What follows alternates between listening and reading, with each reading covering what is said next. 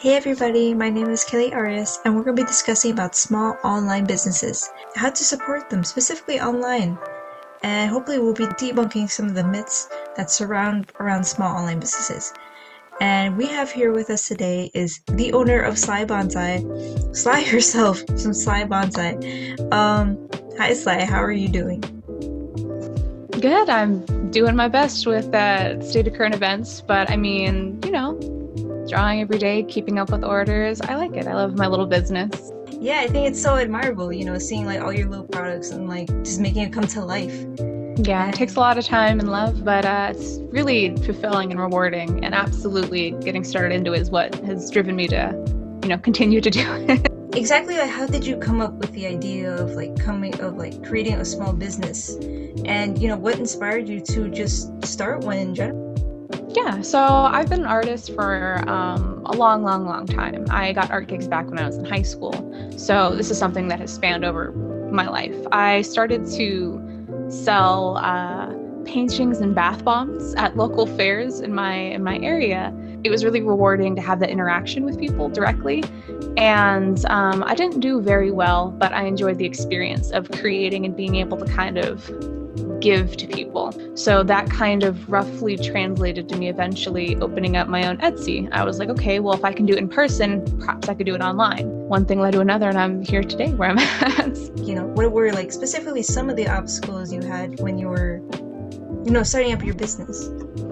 Absolutely. There's tons of trial and error, and it's hard when you're a small business because you have to wear multiple hats. You have to wear the creator hat, you have to wear the business hat, you have to do finances. I had to get really into like taxes. You have to become like a shipping expert, building up your online platform, social media. It's a lot. And I don't think a lot of people realize that when they see a small business or when they go to start their own small business, because it's fun to be like, oh, I can create something, let's go online. I mean, that's what I initially thought. And then I jumped into Etsy and started to realize like I'm going to have to wear a lot more hats than I initially thought. How is it to run with just two people, and some businesses even have less? It's tough.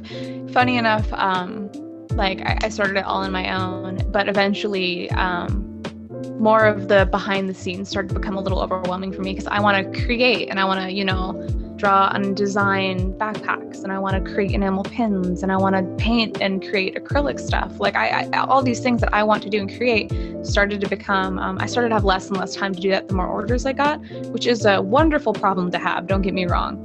But when you're trying to run it all by yourself, it's overwhelming. So my boyfriend did, reluctantly, I'm just kidding. He wanted to, but I roped him into helping me. It's just unbelievable the amount of work, and that's something I really wish more people understood. Is it's really when you're working with a small business, you could be working with just one person. And I think that's another important thing to address is that, as a small business in person, that's hard. As a small online business, how do you build that connection with an audience, like on social media, and try to engage them to like try out your products?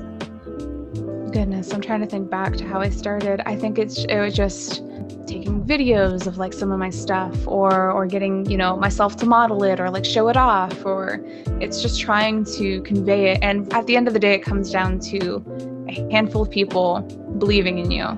So like when I first started, people believed in me, and then I got good reviews.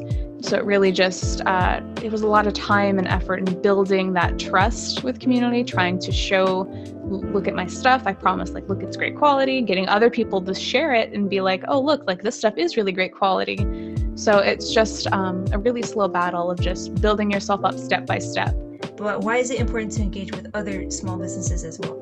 From my experience with like Instagram and other pin makers and other artists related in the same spectrum that I'm in, we, like I said earlier, we're trying to push ourselves out there and put ourselves out there so that we can be put in front of different eyes.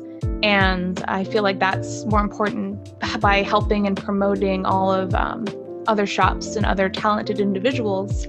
You're just fostering more of a community. I could go on about the community thing forever. I love the community I'm in. I love all of the pin makers I've met. I've met a lot of people at conventions and have made genuine friends from the community. We're all human beings just trying to make it together.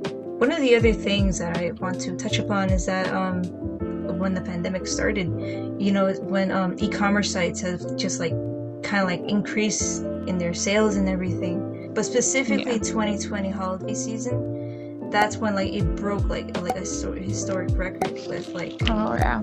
delivering high volumes of mail, through UPS, FedEx, and just all those like US postal services. Like on its own, that's insane, and I just want to know, like, what was your experience like? Whew. It was an experience. As the pandemic hit, it didn't really some people didn't realize like how globally impacted it was, because I felt bad. I had people who international orders, it took like 3 months for something to arrive, which is usually a few weeks. But that's just how things were during the holiday season, and it was really crazy. Most, like 99% of people understood and were like totally understood the situation and everything going on. And I empathize with the people who were like worried because they wanted to get something before Christmas. I feel like the pandemic really did a number on our mail system, which really impacted us as businesses, because there were some people who would get really upset, and I just comp it and be like, I'm sorry, like, here, I'll give you free shipping. That comes out of my pocket, but anything to make someone happy, because I get it. It's hard, it's tough. It was the pandemic. It's hard to fight something, that's out of our hands. What would be like some benefits from buying from a small business compared to like big e-commerce sites? Well, first and foremost, you're supporting an individual. You're supporting a family. You're supporting someone with a disability that can't get a normal job, that creates from home. You're supporting someone who lost their job during the pandemic and is trying to make ends meet. You're supporting someone local from your very own community. It's very important.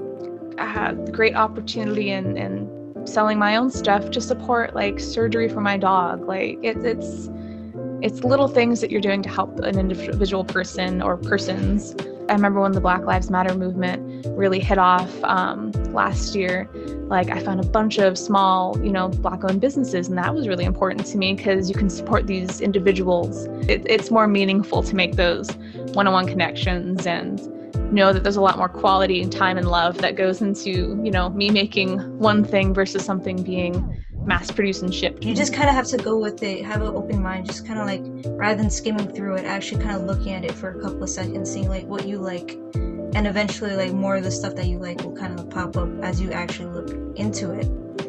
Is there like any more final thoughts that you have just in general, I think everybody should take time this year to just try to buy something from one small business and just see how the experience is and compare it to something, big brand like Walmart, Amazon, etc. And I don't know, I dare anybody who's watching this to just try supporting a business just once and see if you're supporting one person. I think that's super, super cool. Thank you once again. I really did enjoy this talk, and I hope that other viewers out there, I hope that you understand a little bit more. So I guess we'll end it there. Thank you for having me. All right.